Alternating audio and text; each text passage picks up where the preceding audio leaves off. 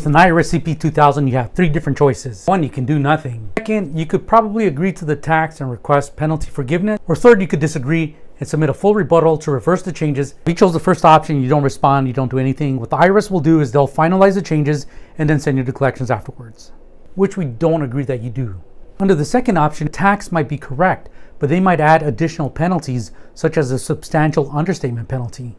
In order to reply back to just get the penalty waived and just have the tax assessed, you must submit a rebuttal that says that there's some reasonable explanation of why this income was excluded. Be sure to type up a cover letter, submit proof if you have any, and as well as type up the Form 843, which is the penalty abatement request form with the IRS. And then the third option you have is when you want to completely rebut the IRS, or there might be some issues you might agree with, but others that you want to submit a complete reversal because you have a different calculation of tax. How you submit a rebuttal, number one is you have to explain it to the IRS, break it down each of the different items you disagree with.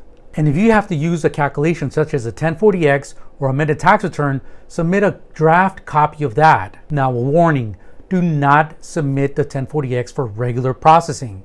You only use it for a calculation of tax.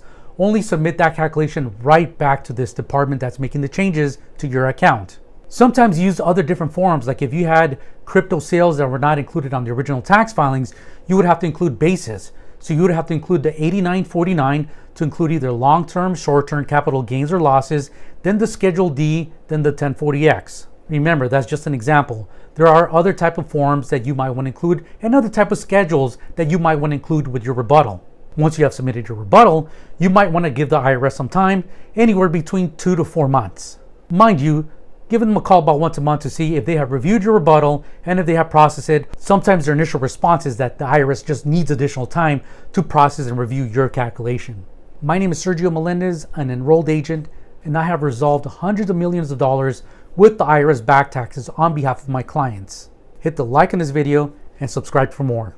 And of course, if you want us to review your CP2000, we offer a free case review.